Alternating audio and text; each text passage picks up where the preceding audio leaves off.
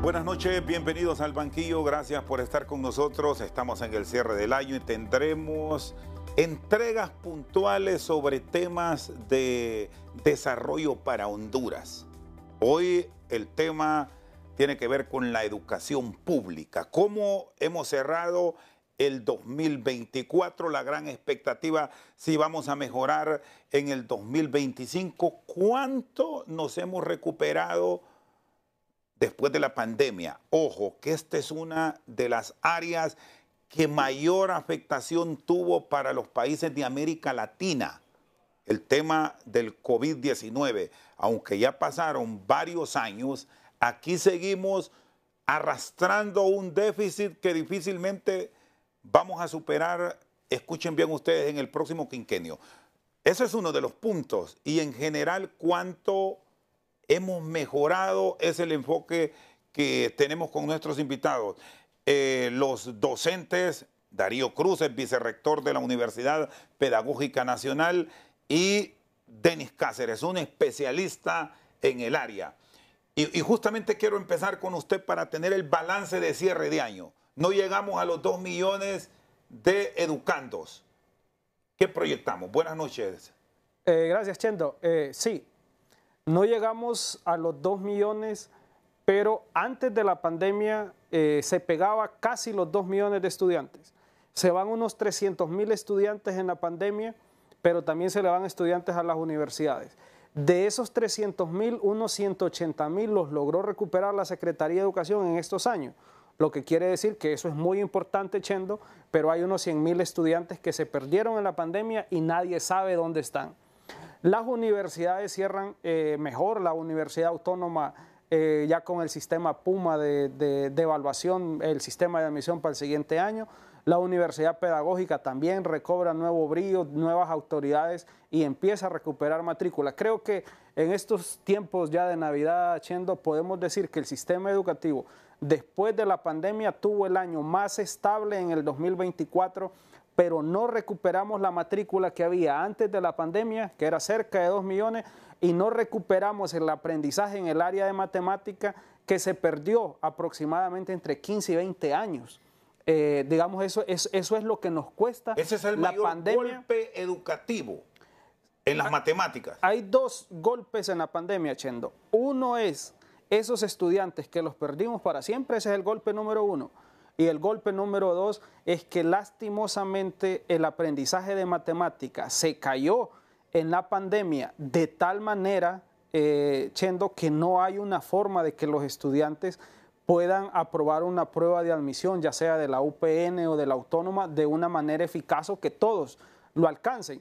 Ese problema, lastimosamente, esta generación lo va a arrastrar para toda la vida y tiene un impacto en el Producto Interno Bruto de los países y en la vida personal de los estudiantes que vivieron en la pandemia el encierro.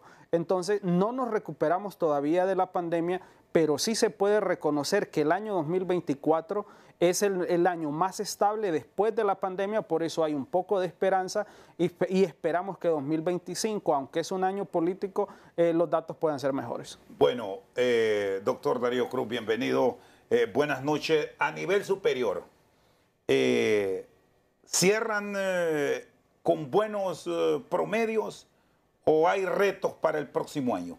Bueno, los datos son positivos para la universidad, aunque 2019 es el punto de inflexión. A partir del 2020 la matrícula empezó a descender en la universidad pública y en el 2019 había 50 y 50, o sea, de cada 100 estudiantes en el nivel superior, 50 estaban en las universidades públicas, cualquiera de las 6, y el resto estaba el otro 50 en las universidades privadas.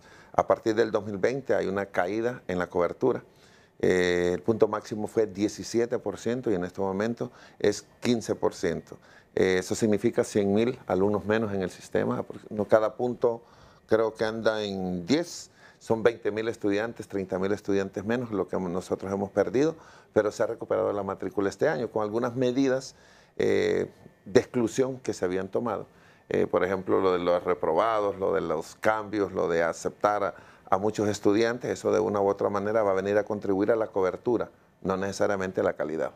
La universidad pedagógica todavía no llega al punto máximo de matrícula que tuvo, pero también hay que entender, y cuando hablamos de estas cosas, y creo que Denis va a compartir conmigo, es que aquí hay tres cosas que no dependen de las universidades, no dependen de los padres, no dependen de los estudiantes. Y son tres elementos coyunturales que atentan contra la misma matrícula. Perdón, tres elementos estructurales. Lo coyuntural lo podemos ir solventando, que es la situación socioeconómica, el tema de la violencia y el tema de la migración. Esos tres son los que a nosotros nos están afectando y que están afectando el tema de la matrícula en todo el sistema educativo como tal.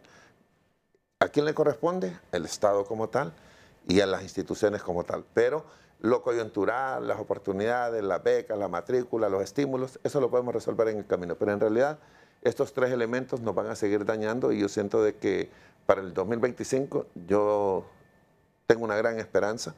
Las instituciones de educación superior, ambas, las dos más grandes, cambiaron autoridades y esto va a representar un reto y una oportunidad para crecer, para ampliar oferta, porque yo siento que es que hemos estado en la misma oferta y que por eso no atraemos estudiantes. Cuando nosotros mejoremos este factor de oferta, vamos a recuperar la matrícula y vamos a sobrepasar lo que teníamos. Bueno, hay un informe de una institución privada, una organización privada, que justamente uno de los elementos que plantea el doctor Cruz lo revisaban recientemente, asunto de seguridad, más allá de lo migratorio y económico que nos ha golpeado. Se ha ausentado mucho joven y adultos que tenían la oportunidad del estudio a partir de las 6 de la tarde hasta las 9 de la noche, que es el promedio de clases en horario de tarde, tarde-noche. ¿Se ha logrado recuperar o eso sigue siendo uno de los factores que habrá que considerarlo? Sí, algo que mencionaba el doctor Darío es que en el tema educativo las cosas están bien claras. Los alumnos que no van, digamos, a la escuela, en una proporción del 100%, el 50% es explicado por factores de pobreza. Entonces, la pobreza le pega a la educación de una manera directa. La violencia le pega también en un 20-25%. Y el otro se lo pega la migración. Pero algo muy importante, la jornada nocturna que, digamos, recibía a estudiantes de escasos recursos económicos porque trabajaban, se fue decayendo. Pero hubo una transformación y es que los fines de semana se empezaron a llenar. Entonces al estudiante le salía más barato ir solo el fin de semana y no estar yendo en la noche. Además, se caen los estímulos como el bono estudiantil y algo otras variables como el tema de la seguridad, pero pesa más la pobreza, Chendo. A este tipo de estudiantes le pesa más la pobreza. Entonces, el problema aquí en la matrícula en Honduras de los que están fuera, tenemos 2.9 millones de estudiantes que deberían estar dentro del sistema. Tenemos 1.9 ahorita, quiere decir que hay 1 millón fuera. Ese millón... Un momento, este 1.9 es global, es público-privado. Sí. Muy bien. Así es, Chendo. Es 1.9 millones de estudiantes público y privado. Los privados aportan entre un 20 y un 25%. Eso es lo que aporta a la matrícula escolar en total. En educación media está mitad y mitad, por eso a veces decimos que la educación media está semi privatizada porque están ya como la universidad, tal como lo planteaba el doctor Darío, que existe casi la misma cantidad de estudiantes en colegios públicos que en colegios privados. Pero dando un poco de respuesta, Chendo, es si acá en el país, desde el Estado, no atacamos la pobreza de los estudiantes para que vayan a los centros educativos, siempre vamos a tener esta exclusión estructural que es espantosa. ¿Por qué? Usted se imagina en un país como Honduras, un Estado de Derecho, donde el 60% de los estudiantes está dentro del sistema y el otro 40% está fuera. En el caso de las universidades están pegando a un 15 a un 16% de cobertura, con la salvedad que va en aumento. O sea, las universidades van mejorando. Algo que decía el doctor Darío, ese nuevo cambio de autoridades a las dos universidades de aquí, a la Autónoma y a la UPN, les ha venido bien, porque hay como un refrescamiento de ideas y de políticas educativas de inclusión. No se podía seguir de esa manera. Y por eso es que creo que las universidades están haciendo adaptaciones para atraer a un grupo de estudiantes que se quedaba afuera, porque las políticas educativas a veces excluyen a un grupo de estudiantes, y a los que más excluyen son a los más pobres, a los garífonos, a los lencas, a los grupos étnicos que históricamente han sido marginados. Bueno, vamos a un punto que va a resultar clave en el proceso de mejora: la calidad. ¿A qué vamos entonces? Porque si se abren las puertas es bueno, pero ¿qué tipo de profesional vamos a estar formando? Ya me decía Denis, doctor Cruz, el tema de la migración que se tuvo. Ya no va mucho a la nocturna, pero está la enseñanza de fines de semana. ¿Cómo está la calidad y cómo supervisarla para tener buenos profesionales? Y esa es la gran aspiración. Lo voy a contar por experiencia propia. Yo trabajé en un colegio nocturno 16 años. Cuando yo llegué el año 2001 a ese instituto, en el día 2 de matrícula ya no había cupo ni espacio para nadie. En hora nocturna. En horario nocturno. Es un colegio nocturno en la colonia Kennedy, un colegio público, el Abraham Lincoln, que ya no existe. Y que ya no existe porque ya no está el Higueras en la noche, ya no está el Abraham Lincoln en la noche, ya todos los colegios nocturnos han ido desapareciendo y han ido migrando a esa educación de fines de semana. Y en ese entonces, usted encontraba transporte a las 9 de la noche. Usted estudió en la noche en la Autónoma y usted sabe que había de 8 a 9 eran las últimas clases y a las 9 estaba todo el transporte. Vaya, busque en este momento qué oportunidad tenemos. Antes en la Universidad Pedagógica, antes habían clases de 8 a 9, ya no hay. Emigramos de 7 a 8, ya no hay. Y vamos retrocediendo. ¿Por qué? No porque no hay profesores, sino porque no hay estudiantes, porque los estudiantes van a lugares en donde hay un toque de queda. Hay que decirlo, en unas colonias hay toque de queda en donde no se entra después de determinado horario. Y un toque de queda debemos decir que no es del Estado. Que no es del Estado. Toque de queda del vecino, entre comillas. Entre comillas, y entonces cada vez vamos reduciendo más la jornada, quitándole oportunidades a los que trabajan y que también estudian, porque la universidad, antes habían estudiantes que trabajaban, como en nuestros tiempos. Ahora hay trabajadores que estudian, que privilegian el tiempo del trabajo para luego dedicar un cuarto de jornada o media jornada para el tipo del estudio. Entonces, y llegaste a la otra parte, a la calidad. La calidad siempre se garantiza, la calidad está en relación al tipo de estudiante, al tipo de profesor. Los profesores son muy buenos. Lo que hay que garantizar entonces es mecanismos de control que nos permitan garantizar que los estándares se cumplan. ¿Qué competencias son las que vamos a formar en este estudiante de cualquier tipo de profesión? Las competencias comunicativas, las competencias gerenciales, las competencias blandas. ¿Qué debe de saber hacer este muchacho? Y yo siento que con eso le estamos dando herramientas para la vida, no solamente para que sirva en una profesión específica y no para toda su vida profesional.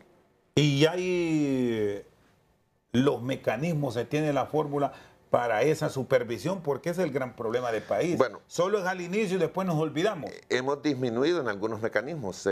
Por ejemplo, teníamos una unidad de medición de la calidad de la educación, que era la UNCE, el BID, el Banco Mundial, perdón, la Cooperación Internacional. Son varias organizaciones que estaban en la Secretaría de Educación, tenían una unidad de medición en la Secretaría de Educación que daba herramientas para tomar decisiones. Hemos ido en detrimento de este tipo de medidas. Por ejemplo, la educación superior debe de cumplir, deberíamos de tener un mecanismo. Nosotros tenemos autoevaluación, evaluación externa. Creo que el otro año la Autónoma, la SNACIFOR, la escuela de la UNADE, Olancho y nosotros vamos a una acreditación internacional con una agencia francesa de acreditación. ¿Con fines de qué? De garantizar la calidad de lo que estamos haciendo. Las 4 universidades, en este caso las públicas, vamos a ese proceso el 2025. Eso es garantía de calidad. En esa calidad, Denis, que va a ser fundamental el proceso de supervisión para el próximo año, porque se están abriendo. Incluso hemos tenido ya a bien observar los porcentajes para ingresar a ciertas áreas del conocimiento que tenían niveles superiores al común. Y hablamos las ciencias de la salud y las ingenierías. Hay mucho número ahí, que es donde estamos deficientes. ¿Cómo entonces garantizar que a futuro, ahora que se espera captar mayor cantidad de alumnos, vamos a estar entregando al mercado profesionales con la capacidad para responder a su empleador? Sí, este es un dilema, Chendo, entre calidad y equidad. Y no existe un equilibrio perfecto y no hay una receta mágica. Y yo tengo muchos años de dedicarme al tema de los sistemas de admisión y evaluación estandarizada a nivel nacional y a nivel internacional. Y no hay como, digamos, una receta mágica entre calidad y equidad. Pero, Chendo, las universidades, por ejemplo, la UPN, tiene su examen de admisión. Los que van para matemática, pues son los mejores de matemática. Los que van para español son los mejores de español.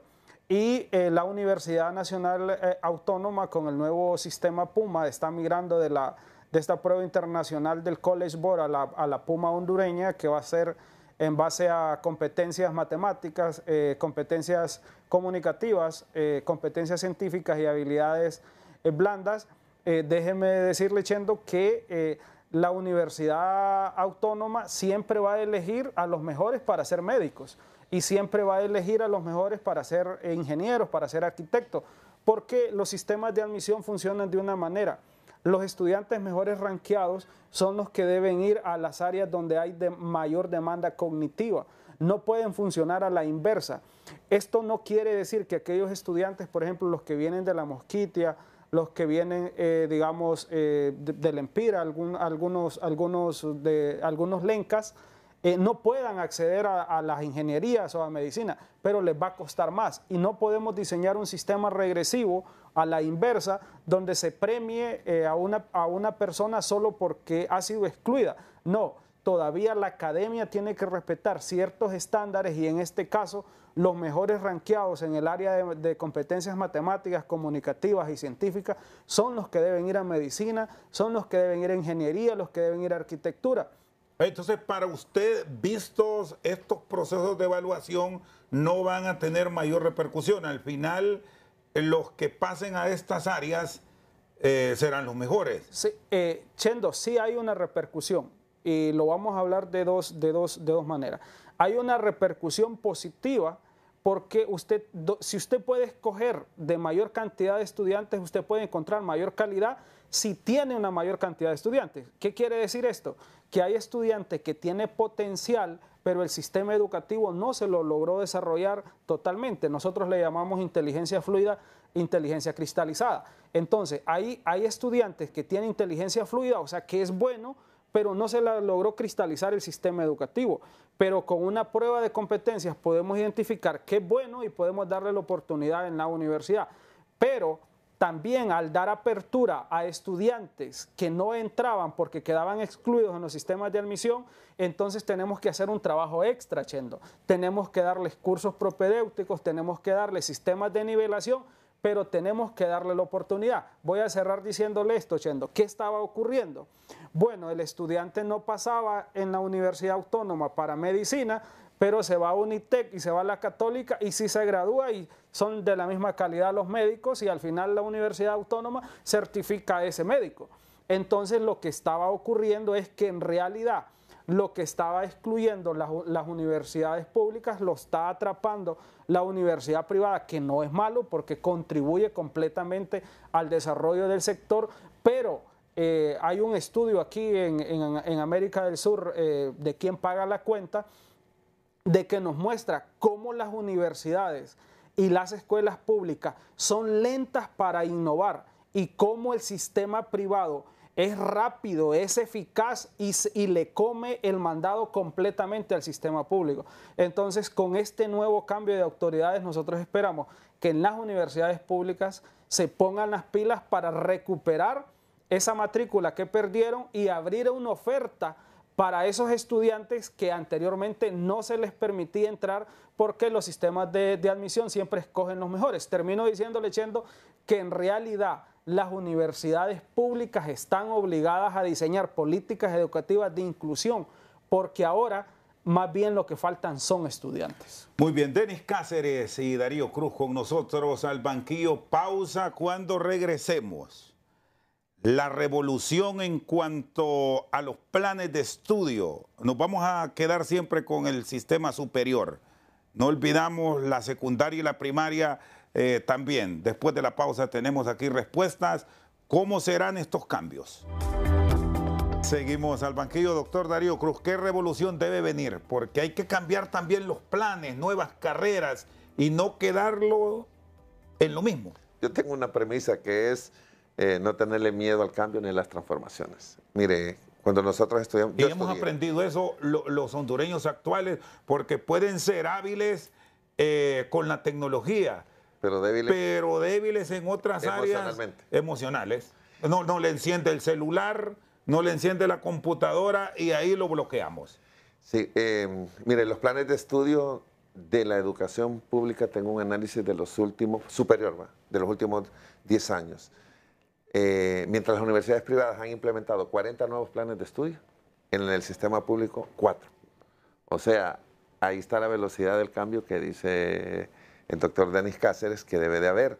Estamos siendo demasiado lentos en las transformaciones que debemos de hacer. ¿Y quién es el gran responsable de esa lentitud? Porque el mismo docente que está en la pública, y ustedes tienen esa experiencia, sí es el mismo en la privada. No, es que el problema no es la transformación en el aula, la transformación en la organización de los planes y la organización de nuevos planes de estudio de acuerdo a la demanda.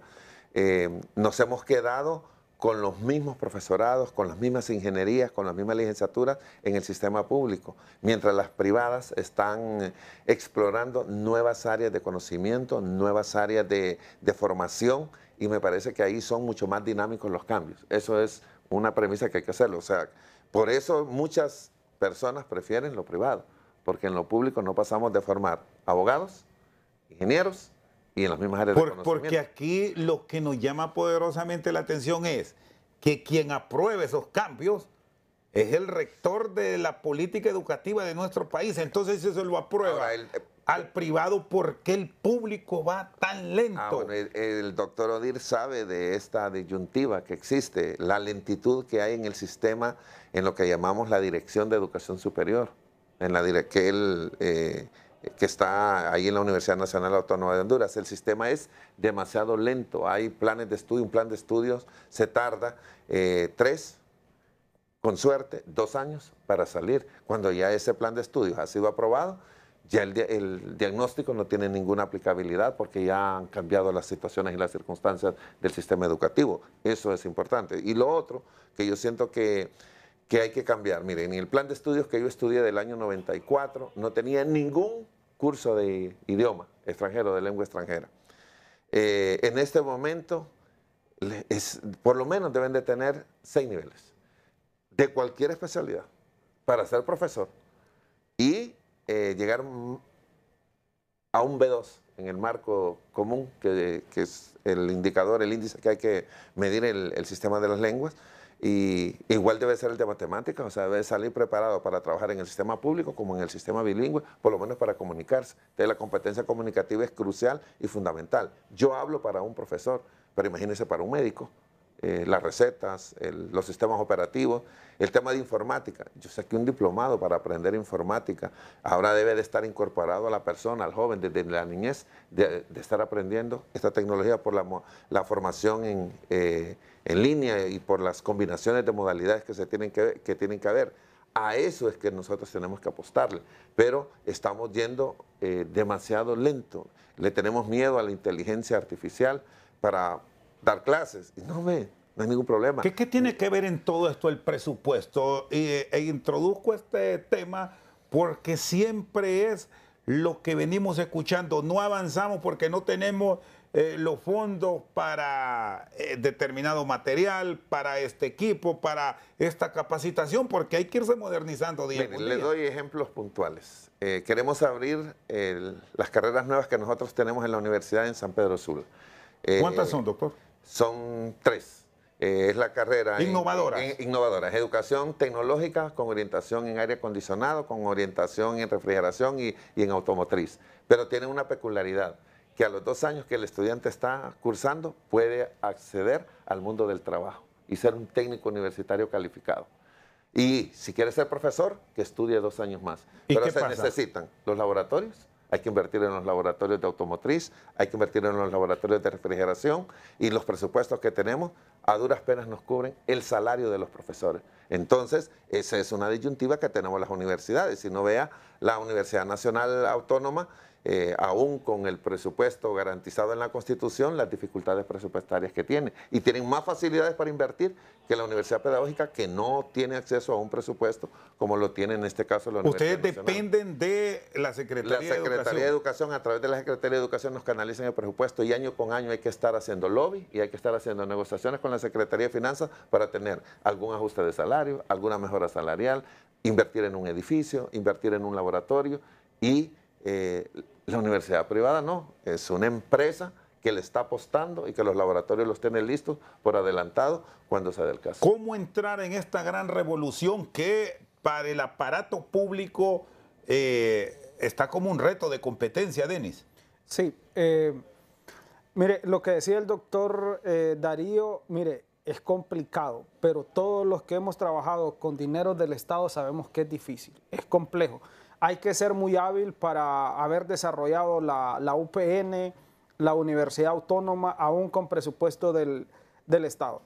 Chendo, a nivel internacional se está dando una revolución curricular que no hemos hecho en Honduras. Y es algo complejo porque en este momento las autoridades educativas no lo están abordando. Y es que a nivel internacional ya existe una tendencia curricular. Lo que está ocurriendo, Chendo, es que esos currículos inmensos, superficiales, ahora se están convirtiendo en currículum de 3 a 5 asignaturas, y entre ellas el idioma, como lo decía el doctor Darío, matemática pero aplicada a los negocios, y una asignatura que me permita un intercambio cultural con otra cultura, que es lo que está haciendo Japón y lo está haciendo España. Entonces, la revolución curricular, lo que está haciendo ahorita Chendo es, de esos currículos extensos, ahora elijamos 3 o 5 competencias internacionales y démosles profundidad. Entonces ya no estamos hablando de currículos extensos, sino de currículos profundos. Y la profundidad tiene que ir en el manejo de otro idioma, al materno que yo tengo, la competencia matemática, pero aplicada a los negocios internacionales, y una forma de poder intercambiar con otra cultura, porque parece que a nivel internacional los japoneses se dieron cuenta que eso es más útil que quizás algunas asignaturas que llevamos dentro de los currículos, que lo más importante es hablar otro idioma al diferente que yo traigo como materno, una inteligencia mejor en los negocios a través de la matemática, y cómo yo intercambio culturalmente con otra cultura para que me deje entrar y yo pueda desarrollarme plenamente. Entonces, a nivel internacional, la transformación curricular está basada en currículos menos extensos pero más profundos, y ahí es donde sale el ciudadano internacional, que lo promueve PISA con los frameworks de Pearson, que son las competencias internacionales. Voy a cerrar diciéndole, Chendo, en este estudio internacional de PISA, donde se mide esas competencias, el 15% de los estudiantes hondureños lo logra en matemática y el 30% lo logra en lectura comprensiva. Lo que quiere decir, a la inversa, que el 85% de nuestros estudiantes de educación media no tienen la competencia internacional para moverse como un ciudadano mundial. Pero ese 15% sí lo tiene, y el 30% en lectura. Lo que quiere decir, Chendo, que sí logramos calidad, pero no en todo el sector educativo. Bueno, y aquí hay un elemento que no sé si lo han analizado ya a nivel superior. Muchas universidades del mundo, cuando van a una área puntual, y lo conozco de la educación sajona y muchos países de Europa, que van directo a la carrera. Creo que México es el primero que lo ha implementado a nivel de América Latina, y con eso no es que se esté dejando de lado algunas áreas del conocimiento como la historia, pero si estamos hablando de un ingeniero en infraestructura, un ingeniero civil, va directo a las clases. Se suprimen algunas asignaturas generales. Un médico tiene algunas nociones generales, pero va ya entrando a los laboratorios y a las clases que le van a potenciar su profesión. ¿Eso es posible lograrlo en Honduras o es idiosincrasia que tenemos de algunas materias del pasado no nos van a dejar dar ese paso, Darío? Es que son modelos universitarios que hay en el mundo. El modelo que nosotros adoptamos es más un modelo francés, impregnado el modelo francés, que es un primer año de acomodo. Que las generales conocemos nosotros que hay que llevar dentro de esas casi que lo mismo del colegio. Y dentro de esas generales hay unas que le llaman pétreas, mal llamadas pétreas, que es filosofía, español, historia y sociología. Significa que ¿por qué le dicen pétreas? Porque se llevan en todas las universidades y para todas las carreras. Luego le damos una formación diversa y distinta dependiendo de la naturaleza de la universidad en la que estemos abordando el problema. Y luego ya la formación a profundidad se empieza a partir del segundo año o a partir del tercer trimestre, sigues en el primer año. Perdón, que lo voy a interrumpir, doctor. Que no vayan a pensar que con esto es que estamos diciendo que es un año perdido. No, pero si se pueden adelantar en áreas del conocimiento, como señalaba Denis, la educación japonesa tiene un promedio de que en el 2030 toda su población va a ser bilingüe. Pero ese es el sistema público, pero si usted ve en el sistema privado hacen un 9º grado. En ese 9º grado llevan unos cursos que son preuniversitarios y que tienen créditos y valor cuando se van a estudiar fuera del país y ya llegan precisamente a las universidades no a hacer cursos introductorios, sino ya a cursos de la especialidad. Eso es la conexión que debe de haber entre los sistemas. Son los famosos bachilleratos de 3 años. Exactamente, que el tercer año lo utilizan para llevar cursos preuniversitarios, le llamamos, pero con valor en créditos y en unidades valorativas, que cuando voy a cualquier universidad de Estados Unidos tienen un valor. Y no voy a las generales, sino que voy a la especialidad y lo mandan a uno a sacar 2 que 3 cursos nivelatorios en el área, dependiendo del área en la que uno quiere estudiar. Los modelos, nosotros respondemos a un modelo, depende en qué modelo nosotros nos queramos matricular. Aquí, la formación general se ha determinado que sí es importante, sí es necesario llevar cursos de antropología, de historia, de sociología, filosofía, educación ambiental, ética, moral, todos los cursos que usted quiera, pero eso los puede llevar como cursos libres, no necesariamente como cursos obligatorios, y dedicar más el tiempo en lo que dice el doctor Cáceres. El currículum tiene que cada vez se va reduciendo más y se va comprimiendo a lo que son el dominio de competencias y el dominio de conocimiento que son básicos y fundamentales. Lo comunicativo, lo lógico-matemático, que es lo que le permite los cursos de profundidad en su especialidad, que son los que le van a servir para toda la vida. Bueno, aquí es aquel comparativo de los dermatólogos, al grano. Al grano. Hay que ir al grano. Bueno, vamos a ir a la pausa. Cuando regresemos vamos a retroceder porque nos quedamos en la educación superior.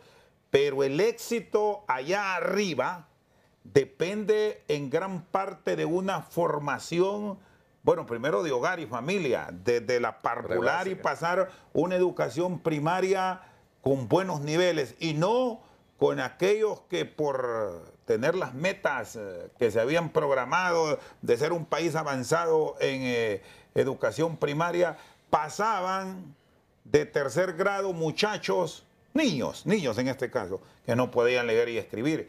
Y tiempos atrás, alguien de primer grado, terminando el primer grado, ya leía. Eso se ha perdido. Después de la pausa, revisamos la educación parvular y primaria. Bueno, ¿cómo estamos a nivel parvular y primario? ¿La matrícula gratis ha servido para ir recuperando los niveles previo a la pandemia o ha sido más acción social política, Denis? Fíjate, Chendo, muy buena pregunta, y aquí con el doctor Darío siempre hablamos en base a datos y eso nos da cierta independencia académica. Mire, siempre hay que diseñar políticas educativas de gran impacto y la política educativa de mayor impacto sigue siendo la merienda escolar, la alimentación escolar. La matrícula gratis también, Chendo, contribuye muchísimo a que muchos estudiantes no paguen matrícula y puedan acceder. Entonces, en el diseño de estas políticas educativas, no siempre vamos a encontrar todos los efectos positivos, no siempre, Pero como funcionarios públicos siempre tenemos que estar diseñando políticas educativas de alto impacto. En este caso, matrícula gratis y merienda escolar son dos políticas educativas de alto impacto, independientemente del gobierno que esté. En este momento, la merienda escolar, hay varios estudios aquí a nivel nacional, yo tengo unos también a nivel internacional, lo que hizo una universidad de Inglaterra, donde la merienda escolar y las transferencias que se le hacían a los estudiantes tenían un impacto positivo aquí en Honduras. Lo que pasa es que no lo conocemos mucho acá, ese tipo de estudios, pero definitivamente estas políticas educativas tienen impacto. ¿Qué pasa? Preescolar lastimosamente no llega a un 60-70% de matrícula, incluyendo los 3 grados. Tenemos un problema, los estudios de la UNESCO nos hacen una correlación donde el éxito de la persona adulta y el éxito del estudiante universitario en un 30% está explicado por si tuvo una buena educación preescolar. O sea, la educación preescolar nos explica cierto nivel de éxito que tenemos como adultos. Lastimosamente en la educación primaria, que usted le llamó, pero en este momento es educación básica, de 9 grados, hasta 6 grados se logra hasta 95 y 96%, lo que quiere decir que el país tiene buena cobertura en los primeros 6 grados. Pero luego cuando entra el tercer ciclo, que es séptimo, octavo y noveno, se cae completamente la matrícula y son los jóvenes de 13, 14, 15, 16 años. Y luego viene educación media. El principal motivo sigue siendo el económico. Totalmente, está claro. Totalmente. Educación preescolar, la explicación es más del 50%, lo mismo en básica y también en educación media, donde educación media no pasa de un 35%. ¿Esto qué quiere decir, Chendo? Que nosotros en este país, nuestros jóvenes de 15, 16, 17 años, en un 65 a un 70% están fuera del sistema educativo. O sea, esta es una catástrofe en este país. Y hay programas, Denis, que se pueden implementar para salvar el talento, y cuando me refiero a esto es porque en ese grupo que no logra la continuidad se pierden muy buenos profesionales futuros. Hay una evaluación que nos diga cuántos de esos que no fueron pudieron ser extraordinarios profesionales. Sí, mire, Chendo, el ejemplo acá. Usted viene de la escuela pública. El profesor Darío viene de universidad pública. Yo también vengo de universidad pública, ¿sí? Y nos hemos destacado en nuestros campos. ¿Qué quiere decir? Que si otras personas tienen acceso a la educación pública, van a tener éxito como nosotros también. La educación pública no es mala, hay que criticarla para que mejore, pero hay que ser, ¿cuál es la palabra? En política educativa hay que ser efectivo. Siempre tengo escasos recursos y tengo un montón de demandas. Entonces, con los escasos recursos que yo tengo, sí puedo darle más oportunidad a los estudiantes de educación media. Imagínense que la universidad pedagógica tiene que escoger 2.000 estudiantes de 75.000 que se gradúan de educación media, ¿sí? Pero ¿qué tal si la UPN tuviera 5.000 o 6.000 estudiantes, pero de 150.000 estudiantes? Entonces, ¿qué está ocurriendo? De cada 100 estudiantes que hay en primer grado, solo 30 terminan educación media. De esos 30 tiene que elegir la UPN, tiene que elegir la autónoma, y el 70% se quedó en el camino. ¿Cuántos periodistas como Chendo se quedaron en el camino? ¿Cuántos personajes como el doctor Darío se quedaron en el camino?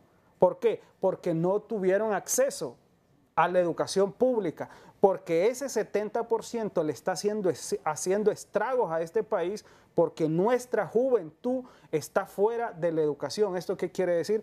Que muchos jóvenes de 15, 16 años están en trabajos ya algunos formales, informales, pero lastimosamente, Chendo, hay que decirlo, en realidad es que de 15, 16, 17 años es la edad donde migra el muchacho en clúster, ya se está yendo con la familia. Entonces nos estamos quedando sin ese bono, sin esos estudiantes, y hay que ser, como le dijera acá, estar dándole duro a las autoridades, al gobierno, porque no puede ser que esto siga ocurriendo, de que nuestra juventud no tenga acceso a la educación. 30% es el que termina educación media y de eso solo el 15% llega a educación superior. Bueno, presupuesto de educación. Y los políticos siempre, y lo planteamos al inicio en la introducción, hablan de que viene una revolución en el aparato educativo en nuestro país, y cuando vemos el presupuesto de educación al área de inversión, vemos las deficiencias que hay. Y ojo, que con eso no queremos decir que no se le generen aumentos a los docentes, porque es bueno, ahí hay una propuesta para un aumento en el 2025 y están solicitando 3.000 millones. Pero el político, si va a apostar a esa revolución, debería tener buenas partidas para inversión. Muchas veces la motivación está, doctor Cruz, en tener buenas aulas escolares, de tener sistemas de tecnología disponibles, y la mayor parte de la escuela pública tiene sus deficiencias. Denis planteó algo, que hay que ser asertivo en la inversión porque los recursos son escasos. Yo invertiría en educación prebásica, porque es una buena educación prebásica, y mejorando la cobertura me puede garantizar que en 6 años yo tengo un niño saliendo de séptimo o saliendo de sexto grado, igual de 9º grado, pero muy bien sustentado, porque la casa se construye desde la base. Para mí la educación parvularia, la educación prebásica debe de ser el eje de cualquier inversión para elevar la cobertura. Ahí está uno de los puntos torales. Primero y segundo ciclo no andamos mal, pero donde también podríamos profundizar es en y focalizar la inversión es en el tercer ciclo y en la educación secundaria, para que no haya tanto ni estudian ni trabajan y no están teniendo oportunidades. Esa sería para mí las prioridades hacia donde el gobierno podría orientar los recursos. Igual no podemos hablar de calidad con la cantidad de centros educativos abandonados, sin energía eléctrica. Se está hablando de una educación para el futuro y estamos hablando de cómo se están formando los profesionales en otras latitudes, pero nosotros no tenemos ni un sistema de agua potable ni electricidad en una gran cantidad de escuelas. Entonces yo siento de que los problemas hay que ir resolviéndolos de la forma, hay que ser asertivos para invertir y para resolver los problemas, porque de forma global no vamos a resolver ni querer transformar, tenemos que ir paso a paso resolviendo los problemas, y ya no hay tiempo para estar planificando ni diagnosticando. Ya sabemos cuáles son los problemas de la educación. Yo siento que hay que llegar a invertir. Que este es el otro gran problema, que aquí cada 4 años queremos inventar el agua caliente a nivel de esta área, y venimos a trastocar planes que de repente se han llevado bien en los últimos años, pero como priva lo político, e incluso hasta que voy a quitar este director departamental porque voy a poner al de mi partido, y se pierde ese periodo de aprendizaje que tuvo un profesional. Si fuésemos conscientes del reto que tiene el país en educación, que ha sido el vehículo de transformación del mundo, pero si estamos con los colores, vamos de mal en peor.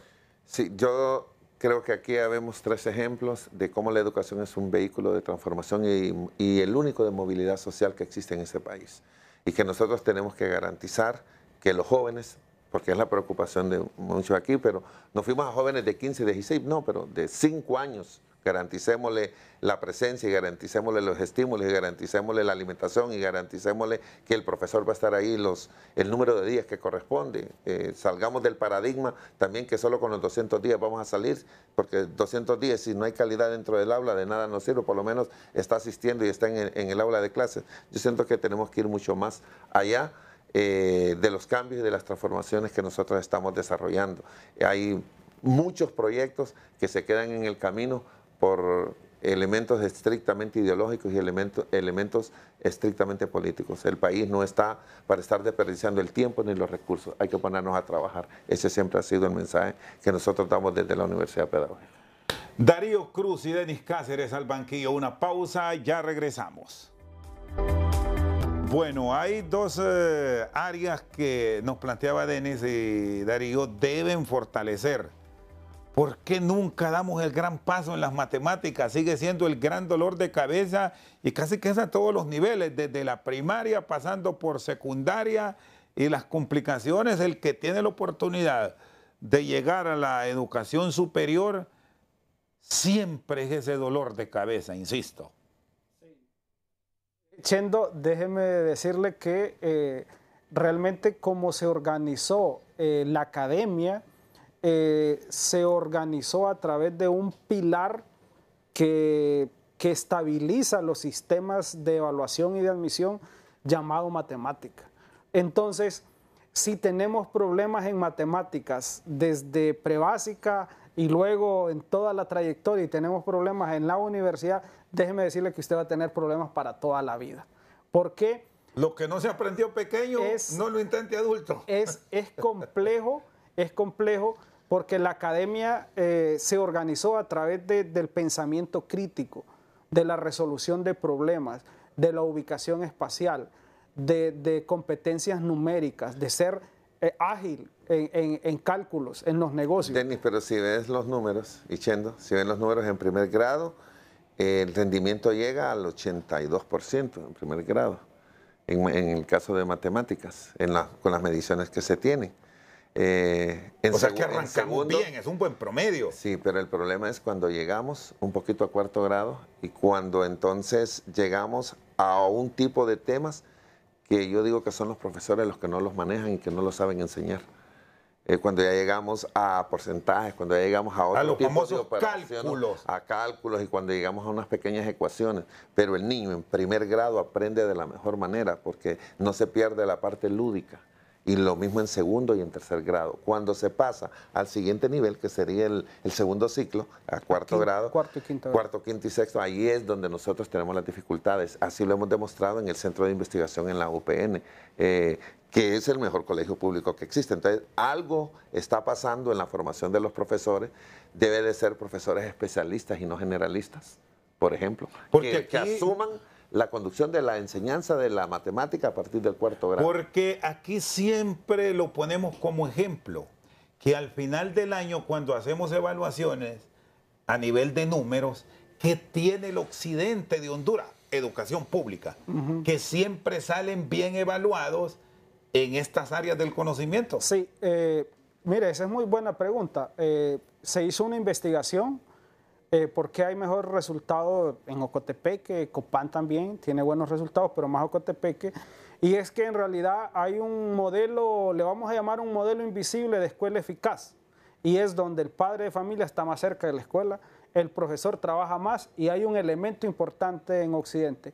Los directores de los centros, ya sean de escuelas o colegios, son directores que tienen liderazgo pedagógico y que van al aula a supervisar a los profesores. Que no es asunto de 200 días, sí, que aquí nos han vendido eso, que vamos 200 días y Chendo, eso nos cumplió. Y algo muy importante, Chendo, dándole este paso a las matemáticas. Los modelos, los sistemas de admisión, le voy a llamar de esto un poquito técnico, discriminan en el nivel más alto a través de la competencia matemática. Entonces, para poder ingresar a una buena universidad en el mundo y aquí a las universidades aquí a nivel nacional, usted necesita un buen aprendizaje en matemática. Una cosa importante, Chendo, en el estudio de PISA el 15% logra el estándar 2 mundial en matemática. Ese 15% equivale, o lo vamos a llamar de esta manera, ese 15% tiene las mismas competencias de los alumnos finlandeses, de los de Italia, de los japoneses.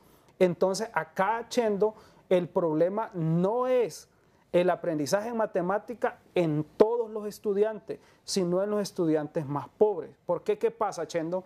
Lo que se ha visto en los estudios de factores asociados es que usted cierra el centro educativo y el aprendizaje en español se mantiene usted aplica la misma prueba y usted lo cierra un año y español se mantiene. Usted cierra un año y matemática se le cae completamente, porque la matemática se aprende en el aula con un buen profesor. Ahora, Denis, ahí hay algo que yo le pregunté a un profesor que fue evaluado como el mejor en el área de Santa Bárbara. Y me dijo, profesor, es que nosotros priorizamos el área de la comunicación y el área de la matemática, y por eso los resultados que nosotros obtenemos. Que se convierte en las ciencias naturales, las ciencias sociales y todo el resto, complementario a la formación. Eso es lo que hacen en unas escuelas y en unos centros educativos. Y crucial, los líderes pedagógicos que dirigen el sistema educativo, que son los directores de centro, que deben de ser, en vez de administradores de la matrícula gratis y andar liquidando, en ser verdaderos gestores del conocimiento dentro de su centro educativo. Buen punto para directores, que deben de ser gestores de matrícula gratis, que después lo terminan usando, por cierto, en actividades políticas. Y ese ha sido un gran error que ha tomado la dirigencia magisterial como tal, y de todos los colegios no se salva nadie, que terminaron usando la lucha gremial para lucha política. Pero bueno, eso es un asunto de ellos. Que estén ahora potenciando revisar las recuperaciones, ya solo es una, y que se reduzcan eso de llevar clases retrasadas, ¿en qué puede mejorar en el sistema? Mire, ya eliminar el 70-30, 70-30 era que 30 era de exámenes y 70 era de trabajos complementarios. Ahora vamos 50-50. Ahora 50-50, eso puede tener repercusiones para mí en la seriedad que hay que darle a algunas áreas del conocimiento, porque no se puede fortalecer disminuyendo la intensidad y la calidad del evaluador. Y yo siento de que ahí a puros asuntos remediales, y deme chance para entregarlo la otra semana, y voy a ir a las Olimpiadas de enero, me voy a preparar para aquellas, y de una sola vez queríamos hacer eso de las retrasadas.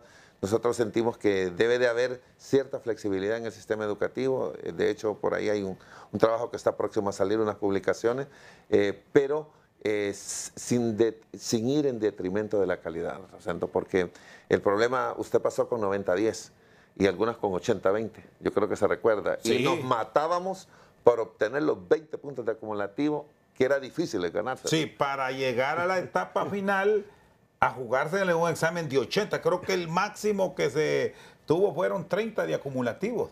70-30, que era actividades prácticas, o tal vez educación física un 60-40, pero llegar a lo otro, yo siento de que eso, para mí, porque ahí no sé si se estará potenciando los saberes, el hacer, el saber hacer, el convivir, pero en realidad se ha visto cómo ha venido en caída la calidad de lo que nosotros estamos recibiendo en el nivel universitario. Porque aquí hay, con esto cierro con Denis, tenemos un minuto, un elemento que hay que revisar, y ojalá que con este 50-50 la autoridad educativa esté encima con una veeduría total para no permitir que por la dificultad económica que la tiene todo el sistema, dar fondos para la aseadora, para el vigilante, que está bien que lo den, significa puntos para pasar al final. Sí, yo creo, Chendo, que yo comparto con el profesor Darío de que el 50-50, un examen de 50%, por ejemplo en el área de matemática, va a traer resultados positivos en el área de matemática. Pero hay un 10%, Chendo, en la capa más baja, que no va a acceder a ese 50%, porque hay algunos problemas de aprendizaje en este país que no están bien diagnosticados, y eso está entre un 10 y un 12%. Ahí va a haber un problemita. Pero hay un grupo de estudiantes que ya se había acomodado, Chendo, a estar pasando por acumulativo. Entonces, ahora va a tener que estudiar más, y lo que quiere decir que en la capa más alta, entonces va a haber una mejora también, porque estudiantes promedio van a tener que esforzarse más para llegar a la capa más alta. Y esto va a tener un efecto positivo en los exámenes de admisión de la UPN, en este caso voy a poner los dos ejemplos, y el sistema PUMA de la Autónoma, porque son dos exámenes de implicancia directa, porque en ese caso usted entra con 0, y si no pasa, digamos, no llega al puntaje, pues no va a estudiar matemática. Y en el caso del sistema PUMA, si no llega al puntaje que la universidad va a poner, no va a poder estudiar medicina o arquitectura. Entonces, sí hay efectos positivos de este 50-50, Chendo, pero también va a tener una repercusión en un tipo de inteligencia que es la capa más baja del aprendizaje. Muy bien, gracias. Denis Cáceres, especialista en educación, y Darío Cruz, vicerrector de la Universidad Pedagógica Nacional Francisco Morazán, esta noche al banquillo. Por su sintonía, muchas gracias.